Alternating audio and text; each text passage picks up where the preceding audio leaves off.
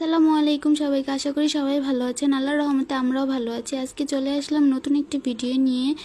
পাঁচমিশালি শাক দিয়ে মাছের মাথা দিয়ে কীভাবে রান্না করা হয় সেই ভিডিও আজকে আপনাদের সাথে শেয়ার করব। আমি প্রথমে সব কিছু রেডি করে নিয়েছি। শাকগুলো ভালোভাবে ধুয়ে নিয়েছি। এর সাথে আলু, পেঁয়াজ, কাঁচামরিচ এবং মাছের মাথাগুলো সব কিছু রেডি করে নিয়েছি। এরপর তেল দিয়ে দিব কড়াইতে। মাছের মাথার মধ্যে হলুদ, লবণ দিয়ে ভালোভাবে মাখিয়ে এগুলোকে হালকা একটা ভাজা দিয়ে নেব। তারপর আমি হালকা ভাজা দিয়ে উঠিয়ে রাখবো, বেশি ভাজা যাবে না।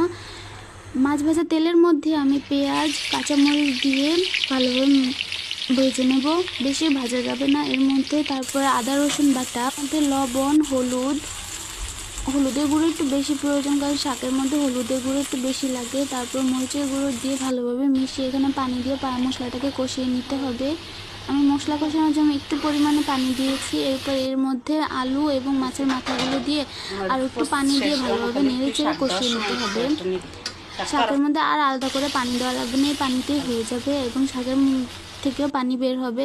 এবার আমি শাকগুলো দিয়ে ভালোভাবে নেড়ে চেড়ে দিব।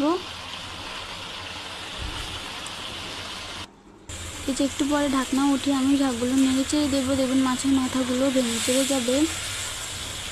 শাকটা খেতে আসলে অনেক মজা হয়েছে। আশা করি আপনাদের কাজে আসবে। সবাইকে ধন্যবাদ ভিডিওটি দেখার জন্য। আসসালামু আলাইকুম।